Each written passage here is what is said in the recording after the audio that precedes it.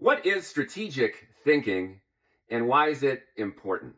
One of the biggest reasons that people should think strategically and not emotionally, not reacting emotionally to the moment, is because strategic thinking gives you a broad picture over time. For example, dear Muslim voters of Dearborn, Michigan, I emotionally understand how you were very, very angry at Biden and Harris for their Middle East policy, their ambiguity and wishy-washiness. On the one hand, berating Netanyahu and the Israeli government for actions, horrific actions in Gaza and the West Bank. You were mad at them for berating Israeli leadership, telling them they were very, very bad, but at the same time, sending Israel billions of dollars in aid. You were angry. So what did you do? You overlooked Trump's Muslim ban, which was one of the first things that he did to gain popularity as a candidate back in 2015. You ignored that. Big picture, overtime, strategic thinking.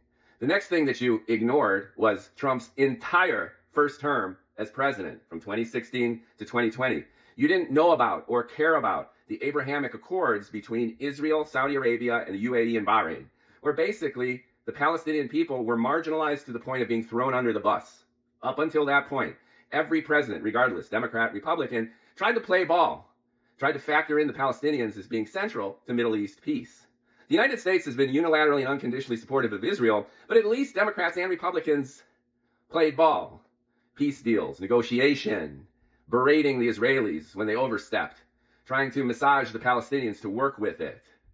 Camp David, one peace deal after another brokered by the United States. Donald J. Trump and his son-in-law, Kirshner, they negotiated a deal directly between Israel and the Sunni Arab Street, completely marginalizing the Palestinian people. You didn't even factor this in. You didn't think about it, didn't deem it relevant. Came from here. Biden, bad. Gaza war, bad. Trump will be our savior. Well, what has Trump done since he's come to office? He has made Mike Huckabee ambassador to Israel.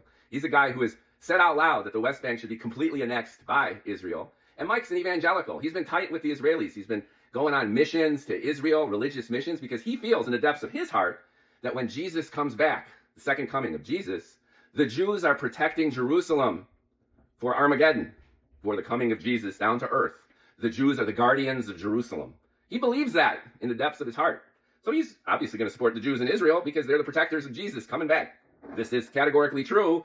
Information, perspective, strategy. What else has Trump done? Well, Trump has recommended that all the Palestinian people in Gaza should leave.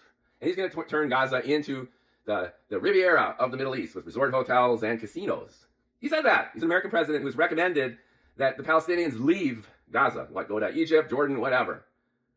And now what has he done? Marco Rubio just signed yesterday, overruling Congress. This is a direct action from the State Department, giving Israel $4 billion in military aid.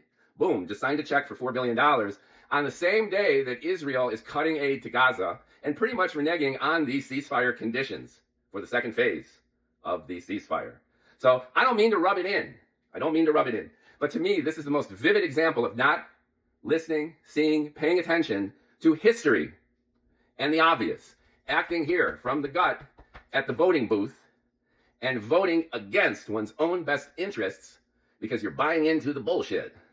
Now, what's my opinion about these policies? Who cares? I'm just this bald guy in my kitchen ranting on a Monday morning.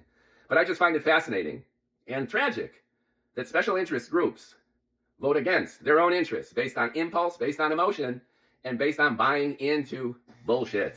Pay attention, read, research, learn about history, and learn to think strategically. And this is applicable to everyone in everyone's life, including my own, because trust me, I've got some emotional reactions to things that have gotten me exiled and have supported my enemies. Human, all too human.